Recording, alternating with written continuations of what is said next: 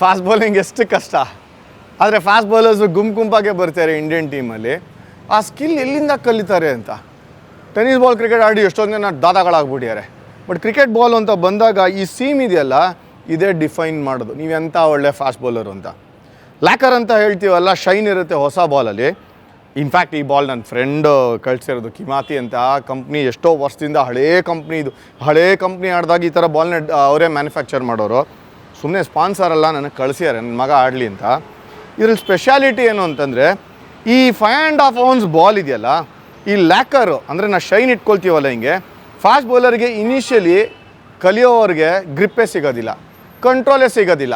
So ಹಾಗಾಗಿ ಹೆಂಗಪ್ಪ control ಮಾಡ್ತಾರೆ ಅನ್ನೋದನ್ನು. ಸೊ ಗ್ರಿಪ್ಪೇ ಇಂಪಾರ್ಟೆಂಟು. ಆಮೇಲೆ ಮಾಡಿ ಆ ಅಭ್ಯಾಸ ಬರಬೇಕು. ಏನು ಮಾಡೋದು ಅಂತಂದರೆ, ಕೈಯಿಂದ ರಿಲೀಸ್ ಅಂತ ಕರಿತೀವಿ ನಾವು. ಸೊ ಅಂದರೆ ಫಿಂಗರ್ಸು ಕರೆಕ್ಟಾಗಿ ಪೊಸಿಷನಲ್ಲಿದ್ದು, ಅಂದರೆ ತಮ್ ಫಿಂಗರ್ ಕೆಳಗಡೆ ಇರುತ್ತೆ, ಸೀಮ್ ಕೆಳಗಡೆಗೆ ಅಕ್ಕಪಕ್ಕ ಇದೆಯಲ್ಲ ಫಿಂಗರ್ಸು, ಅದು ಸ್ವಲ್ಪ ಸ್ಪ್ಲಿಟ್ ಆಗಿರುತ್ತೆ. ಈ ಸೀಮ್ ಅಂತ ಏನು ಕರಿತೀವಿ, ಈ ಸೀಮ್ ಅಕ್ಕಪಕ್ಕ ಇರುತ್ತೆ. ಈ 2 ಫಿಂಗರ್ಸು ಕರೆಕ್ಟಾಗಿ ಗ್ಯಾಪ್ ಇರುತ್ತೆ. ಸೈಡಿಂದ ನೋಡ್ತು ಅಂತಂದರೆ ಇಷ್ಟು ಗ್ಯಾಪ್ ಇರುತ್ತೆ. ಇಷ್ಟು ಗ್ಯಾಪ್ ಇತ್ತು ಅಂತಂದರೆ ಬಾಲ್ನ ರಿಲೀಸ್ ಮಾಡೋದು ಈಸಿ. ಇದನ್ನು ಸ್ಲೋರಂಗ್ ಯೂಸ್ ಮಾಡ್ತಾರೆ. ಈ ಥರ ಗ್ಯಾಪ್ನ ಫಿಲ್ ಮಾಡಿಬಿಡ್ತಂದರೆ ಕೆಲವರು ಸ್ಲೋರನ್ನು ನಕಲ್ ಬಾಲ್ ಯೂಸ್ ಮಾಡ್ಕೊಳ್ತಾರೆ ಇದು ಗ್ರಿಪ್ಗೆ. ಸೊ ಹಾಗಾಗಿ ನ್ಯೂ ಬಾಲಲ್ಲಿ ಯೂಶ್ವಲಿ ಇದನ್ನೇ ಗ್ರಿಪ್ ಇಟ್ಕೊಂಡಿರ್ತಾರೆ. ಆ ಸ್ಲಿಂಗ್ ಮಾಡಿ ಹಿಂಗೆ ರಿಲೀಸ್ ಮಾಡೋದಕ್ಕೆ ಹಿಂಗೆ ಅಲ್ಲಾಡೋದಿಲ್ಲ. ಬಟ್ ಎಷ್ಟು ಬೇಕೋ ಅಷ್ಟು ಸ್ಟ್ರೈಟಾಗಿ ಇಟ್ಕೊಂಡಿರ್ತಾರೆ. ತುಂಬ ಟೈಟ್ ಆಗೋಲ್ಲ, ತುಂಬ ಲೂಸ್ ಆಗೋಲ್ಲ. ರಿಲೀಸ್ ಮಾಡೋದು ಈಸಿ. ಅದಕ್ಕೆ ಇದು ಮೋಸ್ಟ್ ಇಂಪಾರ್ಟೆಂಟ್. ಪೇಸ್ನ ಜನ್ರೇಟ್ ಮಾಡಬೇಕು ಅಂದರೆ, ರಿಲೀಸ್ ಮಾಡೋಕೆ ಅಂದರೆ ಇದು ಬೇಕು. ಈ ತಂಬ್ ಇದೆಯಲ್ಲ, ಇದು ರೆಸಿಸ್ಟೆನ್ಸ್ನ ಕ್ರಿಯೇಟ್ ಮಾಡುತ್ತೆ. ಅದಕ್ಕೋಸ್ಕರನೇ ಈ ಫಿಂಗರಿಂದ ರಿಲೀಸ್ ಮಾಡಿದಾಗ ಇದು ಬ್ಯಾಕ್ ಸ್ಪಿನ್.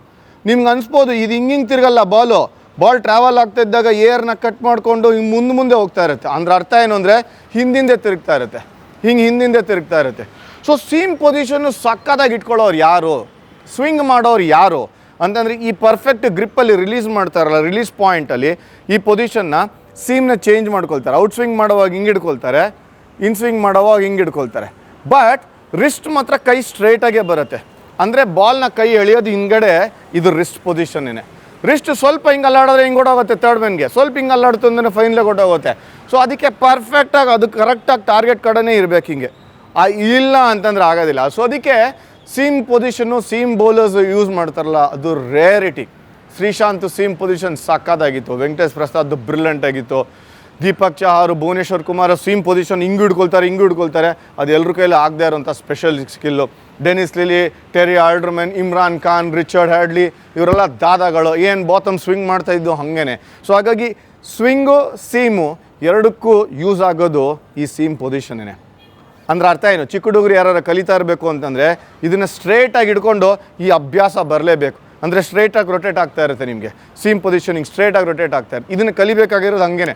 ಯಾವಾಗ ವಾಬಲ್ ಸೀಮ್ ಇರುತ್ತೋ ಆವಾಗ ಆ ಏರ್ ಥ್ರೂ ಕಟ್ ಮಾಡೋದಿಲ್ಲ ಬಾಲು. ನೀವು ಅಂದ್ಕೊಂಡಂಗೆ ಸೀಮ್ ಮಾಡೋಕ್ಕೂ ಆಗೋಲ್ಲ, ಹಾಗೆ ಸ್ವಿಂಗ್ ಮಾಡೋಕ್ಕೂ ಆಗೋಲ್ಲ.